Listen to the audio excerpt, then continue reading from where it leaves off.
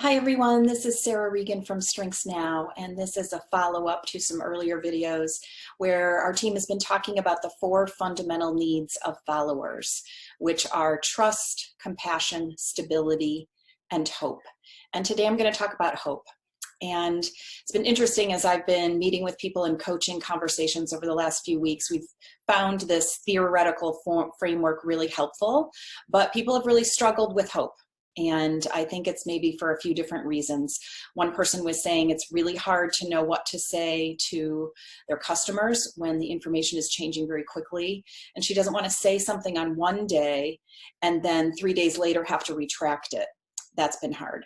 Sometimes people pause and say, I never really thought about it. It seemed like maybe that's what the CEO is supposed to do, or hope comes from our spiritual leaders. But to feel that this is squarely on their shoulders has given them a bit of pause. And the first question that is often the sticking point is, what gives you hope right now in this time of great uncertainty and a lot of fear in our world? So that's really the starting place, is to ask yourself, are you hopeful, and what is your source of hope, so that you can then in turn be able to share that with others. One of the analogies that I like to think about is, imagine being on an airplane. You're the pilot and you've hit some unexpected turbulence. So some of the things that you can do as the pilot are to be very clear on what's happening. This isn't a time for sugarcoating or downplaying something. People will see through that, and it will actually increase their fear. So it's important to name it.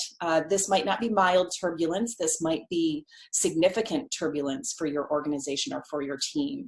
So I think it's important to name that and acknowledge that, and then be able to share what you know and what you believe to be true about how you can withstand this turbulence. So for this analogy, it would be, we know that this aircraft can withstand winds of X, and right now the winds are Y.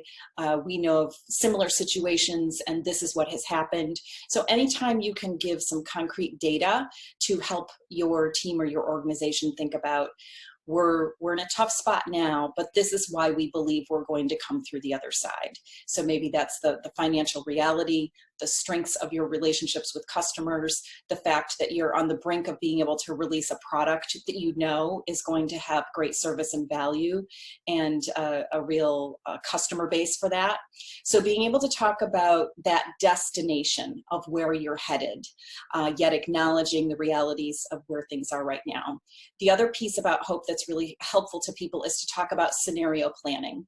So back to our airplane, it could be, we're planning to land in Miami, but if we get diverted, we're also able to do this or this or this. So my guess is that there are people within your organization and your team that are doing some of this contingency planning, and that's really important to be able to provide hope.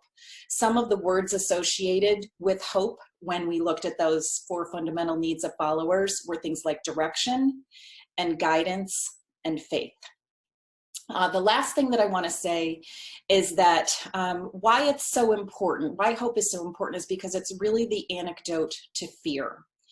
And even as we each think about what we're facing in the world and in our lives, probably one of the things that stands out are those bright moments where somebody sends us a video clip and we see maybe the best of humanity, people coming together and they're singing, they're helping.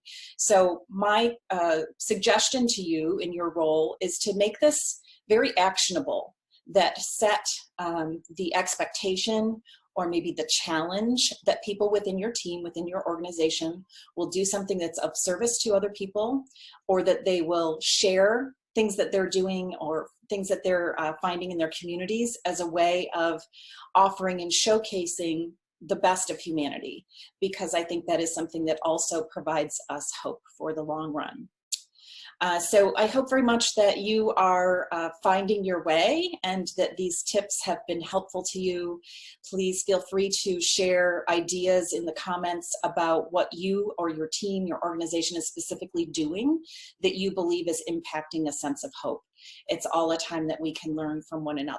So take good care and be in touch if there's any way we can help.